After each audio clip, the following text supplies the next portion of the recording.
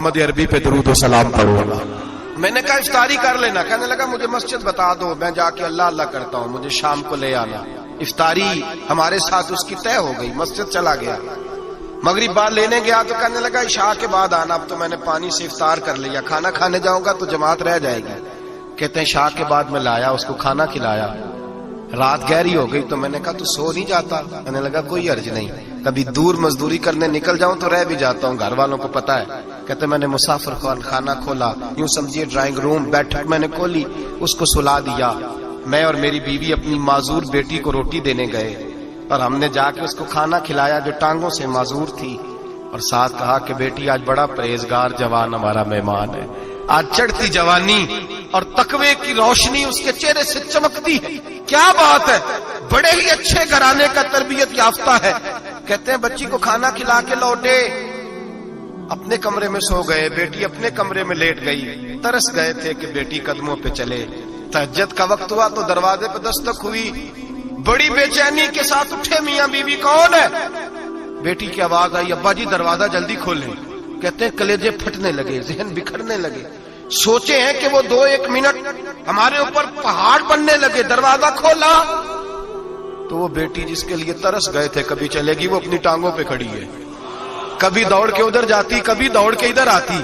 بیٹیاں پریشانی کا فون کر دے تو پھر بھی آنسو نکل آتے ہیں، اور بیٹی گھر میں خوشی آ جائے تو پھر بھی ماں باپ رو کے ہی شکر ادا کرتے ہیں، ان کے لیے روتے ہی رہتے ہیں۔ کہتے میں تڑپ گیا، بیوی بھی رونے لگی، بیٹے یہ کیا ہوا؟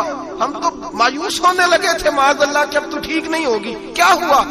کہنے لگے ابا جی اماں جی آپ نے بتایا نا نیک جوان آیا ہے، نیک آیا ہے، تو میں آپ چلے گئے تو میرے دل میں خیال آیا اے اللہ اگر وہ واقعی نیک ہے تو اس کے صدقے مجھے شفا ہی عطا فرما دے۔ یا ایھا الذین آمنوا اتقوا اللہ وابتغوا الیہ الوسیلہ، اے اللہ صحت ہی دے دے۔ کہتے ابھی میری دعا بھی پوری نہیں ہوئی کہ میرا وجود حرکت کرنے لگا، اور یہ دیکھو میں اٹھ کے کھڑا ہو گئی ہوں۔ کہتے ہیں ہم لوگوں نے یہ دیکھا تو بھاگے اس کے کمرے کی جانب، جب دروازے پہ ہاتھ رکھا تو دروازہ کھل گیا، آگے گئے تو پلنگ خالی تھا، ایک رکا چھوڑ گیا ہے۔ کہنے لگا مجھے پتا ہے میری حقیقت کھول گئی ہے، میں تو اللہ کا بندہ ہوں، اگر تمہیں مجھ سے ذرا بھی پیار ہو گیا ہے تو پھر میرے پیچھے نہ بھاگنا، اللہ کی بارگاہ میں جھک جانا، پھر گناہوں سے توبہ کر لینا۔ کہا وہ تربیت یافتہ جوان آیا ہے اور مجھے بدل گیا ہے۔ میرے بھائی ماں باپ کی ذمہ داری اولاد کو نکھارنا ہے، ان کو سنوارنا ہے، روزی روٹی کی ذمہ تو اللہ تبارک و تعالیٰ نے لیا ہوا ہے، جو ڈیوٹی اللہ کی تھی وہ معاذ اللہ ہم نے اپنے ذمہ لے لی ہے۔ اولاد کو رزق حلال کی تربیت کریں، انہیں حکم دیں کہ وہ ہاتھ نہ پھیلائیں، انہیں کہیں کہ وہ محنت کر کے کھائیں، لیکن اصل تو ان کا اخلاق سنوارنا ہے۔ بچے ہمارے ان کی پوزیشن اتنی خراب ہو جاتی ہے، ہم لاڈ پیار میں اتنا ضدی کر لیتے ہیں، جب جس بچے کا ماں باپ کے ساتھ گزارا نہیں، بتلائیے وہ بیوی کے ساتھ گزارا کرے گا؟ جس کا ماں باپ کے ساتھ وقت نہیں گزرتا وہ بہن بھائیوں کے ساتھ گزارے گا؟ جس کا ماں باپ کے ساتھ وقت نہیں گزرتا وہ کولیگز کے ساتھ وقت گزارے گا؟ کس طرح وہ اپنے آپ کو، میرے نبی کریم سید عالم صلی اللہ علیہ وسلم نے ڈیوٹی لگائی کہ ماں باپ اپنے بچے کی تربیت کریں، انہیں اللہ سے جوڑیں۔ تکلیف میں وقت گزارا جناب اسماعیل۔ ایک روایت ایسی بھی ملتی ہے کہ 13 سال حضرت ابراہیم پلٹ کے گئے نہیں بیٹے کا پتہ لینے، لیکن جب بھی بیٹے نے ماں سے باپ کے بارے میں پوچھا کہ میرے والد کیوں نہیں آتے، تو ماں نے ایک ہی لفظ کہا، بیٹے جناب ابراہیم اللہ کے نبی ہیں اور اللہ کے حکم سے ہمیں چھوڑ گئے ہیں۔ ایسی تربیت، ایسی ٹریننگ، بچے کے ذہن کو بدل ڈالا، اسے اللہ والا بنا لیا۔ اور ہمارے مفسرین نے بحث کی ہے کہ جناب اسماعیل جو اللہ کی راہ میں قربان ہونے کو تیار ہو گئے، ان کے سینے میں جو رب کریم کا اتنا پیار موجزن ہوا کہ وہ گردن کٹانے پہ تیار ہو گئے، تو فرماتے ہیں یہ تربیت جناب ہاجرہ کی تھی، یہ ٹریننگ حضرت وہ فیضان نظر تھا، یہاں کے مکتب کی کرامت تھی۔ سکھائے کس نے اسماعیل کو آداب فرزندی؟ میرے بھائی یہ جناب ہاجرہ نے تربیت دی۔ ایک بہت بڑے محدث ہیں، اتنے بڑے محدث ہیں کہ میرے نبی کریم کی مسجد نبوی میں وہ حدیث کے استاد رہے، حضرت ربیعہ بن عبد الرحمن، نبی پاک کی مسجد نبوی میں حدیث کے استاد ہوئے، اور حضرت حسن بصری جو جناب علی کے شاگرد ہیں وہ بھی حضرت ربیعہ کے شاگرد ہوئے، حضرت امام مالک جو 70 سال تک مدینہ اور مکہ میں حدیث پڑھاتے رہے وہ بھی حضرت ربیعہ کے شاگرد ہیں۔ ان کے والد کا نام تھا عبد الرحمن فروغ۔ تاریخ بغداد میں لکھا ہے کہ بنو امیہ کے دور میں تابعین کے زمانے میں جناب عبد الرحمن بن فروغ گھر سے چلے گئے. ایک روایت ہے بچہ چھوٹا تھا, ایک روایت ہے بچہ ابھی ماں کے پیٹ میں تھا, جہاد کرنے چلے گئے. اس دور میں یہ جہاد ہوتا تھا کہ ایک علاقہ فتح کیا تو مسلمان اگلے علاقے میں چلے گئے, اگلا فتح کیا تو اگلے علاقے, ایک کے بعد دوسرے لوگ پلٹ کے نہیں آتے تھے. حضرت عبد الرحمن گئے 30,000 دینار بیوی کو دے گئے, کہنے لگے سنبھال کے رکھنا, اور جہاد کرنے نکلے تو 27 سال تک گھر نہیں آئے, اور 27 سال کے بعد آئے تو حضرت ربیعہ محدث بن چکے ہیں, مسجد نبی میں حدیث کے استاد ہیں, بیٹا بہت بڑا شیخ بن گیا ہے. واپس آئے, ہاتھ میں نیزہ ہے, کالی داڑھی تھی ساری سفید ہو گئی, وجود بڑا تگڑا تھا, کمزوری آ گئی. آئے, نیزہ پکڑا ہوا ہے, گھوڑے پہ بیٹھے ہیں, مدینہ منورہ میں گھر ہے, دروازے پہ دستک دی. حضرت ربیعہ نے دروازہ کھولا, اندر داخل ہونے لگے تو کہنے لگے بابا تو کدھر گھستا آ رہا ہے؟ کدھر؟ اس نے کہا تو پیچھے ہٹ, تو میرے مکان پہ کب سے قبضہ کر کے بیٹھا ہے. بات تیز ہونے لگی, آواز تھوڑی بزرگوں کی بلند ہونے لگی تو اندر سے زوجہ نے سن لیا, اور دروازے کی اوٹ سے دیکھنے لگی تو پہچان گئی. کہنے لگی ربیعہ پیچھے ہٹ جا, یہ کوئی غیر نہیں ہے, تیرے والد گرامی ہے, یہ تیرے والد ہیں. اندر آئے, باپ بیٹا ملے, عصر کی نماز کا وقت ہو گیا, بڑا روئے. 27 سال کے بعد باپ لوٹا, 27 سال کے بعد بڑے روئے. نماز کا وقت ہوا تو حضرت ربیعہ جلدی سے وضو کیا, مسجد نبوی شریف چلے گئے. جناب عبد الرحمن فروغ نے بھی کھانا وانا کھانا تھا, کھانا کھانے بیٹھے تو حکم دیکھے شوہر کیا کرتا ہے. یہ نہیں پوچھا کہ 27 سال حال کیا رہا, پوچھنے لگے میں تجھے 30,000 دینار دے گیا تھا, وہ کدھر ہے؟ تو زوجہ کہنے لگی کھانا کھا لو, عصر کی نماز پڑھ کے آؤ, پھر بتاتی ہوں پیسے کہاں ہیں. آپ کی رقم بڑی اچھی جگہ پہ محفوظ ہے. کہتے ہیں میں نماز پڑھنے مسجد گیا, عصر کی نماز کے بعد میرے نبی پاک کے منبر پر ایک نوجوان بیٹھا ہے. گھر میں تو ان کا انداز ٹوپی پہننے کا تھا نا, سادے عام لباس میں, مسجد نبی میں جبہ پہنا ہے, سر پہ امامہ ہے, خوبصورت لب و لہجے میں رسول اللہ کے منبر پر بیٹھ کر, نبی پاک کے منبر پر بیٹھ کر, پتہ نہیں آپ کو اس بات کی لذت نصیب ہو رہی ہے کہ نہیں, عام جگہ نہیں, نبی پاک کے حضور کے منبر پر بیٹھ کر نبی پاک کی حدیثیں سنا رہے ہیں. اتنا بڑا مقدر. کہتے حضرت امام مالک جیسے لوگ, خواجہ حسن بصری جیسے لوگ کاغذ قلم لے کے حدیثوں کی سماعت کر رہے ہیں, ان سے درس لے رہے. جناب عبد الرحمن کہتے ہیں میری نظر اٹھی, کچھ بوڑھا ہو گیا تھا, کچھ اس وقت وہ ٹوپی میں سادے لباس میں تھے, پہچان نہ پایا. ایک شخص سے پوچھا یار ہے تو جوان پر اس کے چہرے کی نورانیت میرے دل کو بھا گئی ہے تو جوان پر اس کا حدیثیں بیان کرنے کا انداز میری طبیعت کو گھائل کر گیا. یہ کون ہے جو نبی پاک کی مسجد میں بیٹھ کے حدیثیں بیان کر رہا ہے؟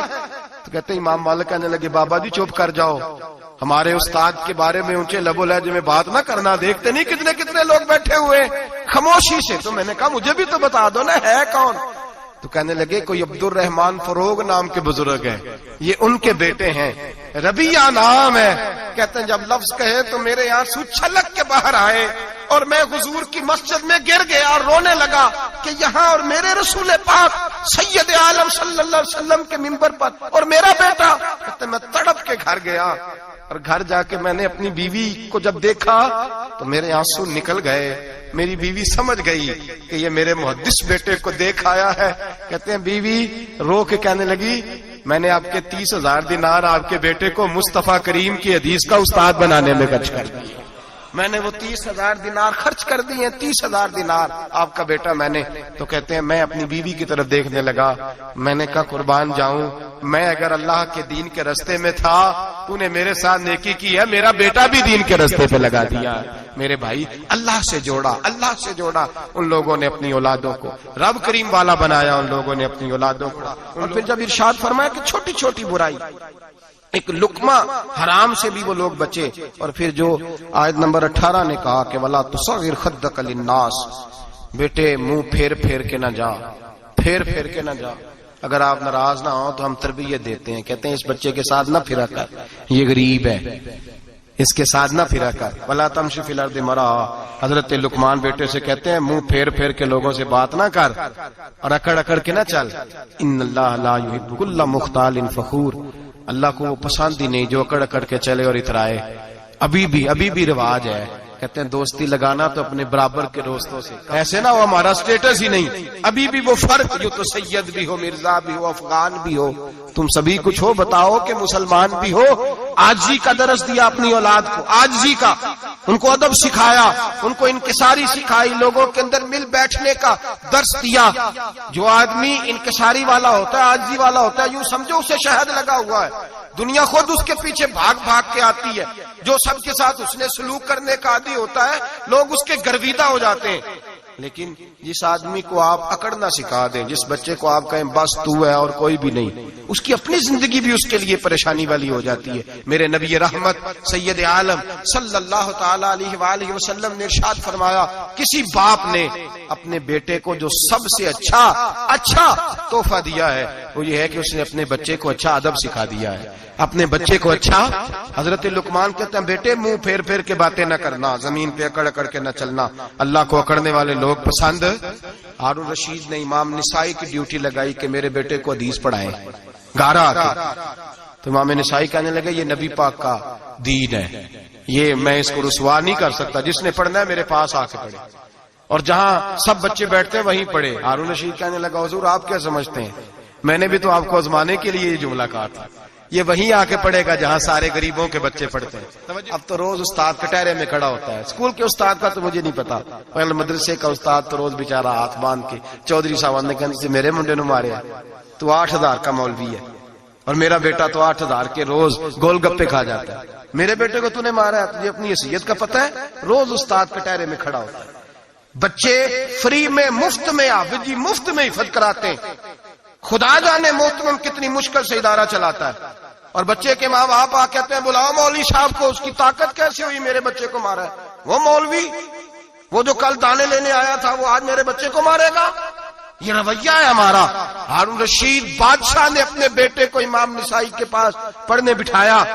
ایک دن حضرت کہاں لوگ کہتے بس بس بیٹا ٹھیک ہے، سیدھا سیدھا تو دین سیکھ کے آیا، ایسے کسی درویش کا مرید ہونا اور کسی عالم کی نوکری کرنا، اب تو بالکل ٹھیک ہے، پیر اساں بھی رکھے نے، یہ کہ تیرا طریقہ ہے، تو پیچھے لگ گیا ہے، یہ کس طرح کا تیرا رویہ ہے؟ ہارون رشید بادشاہ، ہارون رشید وقت کا مطلق العنان بادشاہ، امام نسائی ان کے بیٹے کے استاد ہیں، امام نسائی رحمت اللہ علیہ کے پاس بیٹا پڑھتا ہے۔ ہارون رشید گزر رہا تھا تو بیٹا وضو کرا رہا ہے، شہزادہ وضو کرا رہا ہے استاد جی کو، اور پیر دھلا رہا ہے۔ ہارون رشید گھوڑے سے گزرا تو اس نے دیکھا خانقاہ کے باہر، مدرسے کے باہر استاد جی وضو کر رہے ہیں اور بیٹا وضو کرا رہا ہے، سراہی پکڑی ہے، لوٹا پکڑا ہے، استاد جی پیر دھو رہے ہیں۔ ہارون رشید غصے سے اترا، ساتھ بہت سارے سپاہی تھے، انہوں نے کہا کہ یہ مولوی کو مارے گا، مولوی کو مارے گا کہ تو کس طرح میرے بیٹے سے یہ کام کاج کرا رہا ہے۔ کہتے نیچے اترے اور ہارون رشید نے جا کے نا زور سے ایک تھپڑ اپنے بیٹے کے چہرے پہ مارا۔ بیٹا کہنے لگا ابا جی میری غلطی کیا ہے؟ فرمانے لگے تجھے پتہ ہی نہیں تو کس شخص کے پاس پڑھتا ہے؟ تو پانی ڈال رہا ہے، تیرے استاد کو اپنے ہاتھوں سے اپنے پیر دھونے پڑ رہے ہیں۔ بیوقوف، ایک ہاتھ سے پانی ڈال اور دوسرے ہاتھ سے استاد کے پیر دھو، تجھے پتہ ہی نہیں کہ یہ شخص جب نبی پاک کی حدیثیں بیان کرتا ہے تو کئیوں کو مصطفیٰ کا دیدار نصیب ہو جاتا ہے۔ یہ پتہ نہیں تو کس محدث کا شاگرد ہے؟ ایک ہاتھ سے پیر پہ پانی ڈال، دوسرے ہاتھ سے دھو، اس لیے کہ باندھ علموں جو کرے فقیری وہ کافر مرے دیوانہ ہو۔ اگر تو نے دنیا میں کامیاب ہونا ہے تو اس سے فیض علم حاصل کر بیٹے، یاد رکھ اگر تو اس کی بارگاہ میں حاضری دے گا تو آگے بڑھے گا۔ حضرت عمر بن عبدالعزیز اتنا بڑا شخص ہے، ثانی عمر کہا گیا، ثانی عمر کہا گیا۔ حضرت عمر بن عبدالعزیز رحمت اللہ علیہ، حضرت صالح بن کسان ایک محدث تھے مدینے کے، ان کے شاگرد تھے۔ بچوں کو ہم آج ہی کہاں بچے ادب کرتے ہیں ساتھیہ، کہاں ادب کرتے؟ ایک اسٹوڈنٹ مجھے کہنے لگا جی ہم ادب کرتے تھے جب تک استاد ٹیوشن نہیں لیتے تھے، اب استاد بھی تو ٹیوشن لے کے پڑھاتے ہیں۔ اور میں نے کہا خدا کے بندے کیا دے سکتا ہے تو استاد کو؟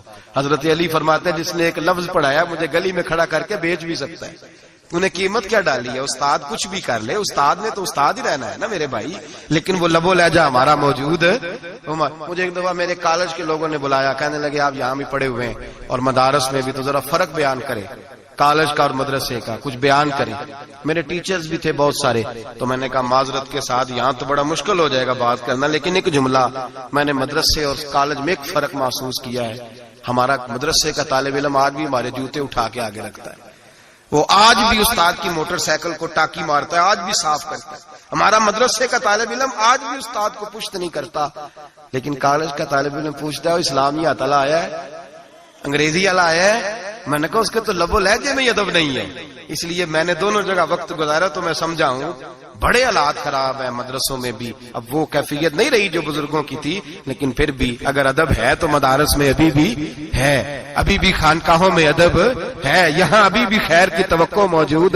وہاں سے تو رخصت ہو گیا, وہاں تو معاملہ اور طرح کا ہو گیا. اللہ ماشاءاللہ. حضرت عمر بن عبدالعزیز جناب صالح بن کیسان کے پاس پڑھتے تھے, اسٹوڈنٹ تھے, اور پھر بعد میں آپ ان کے مرید بھی ہوئے, باقاعدہ درس لیتے تھے طریقت کا.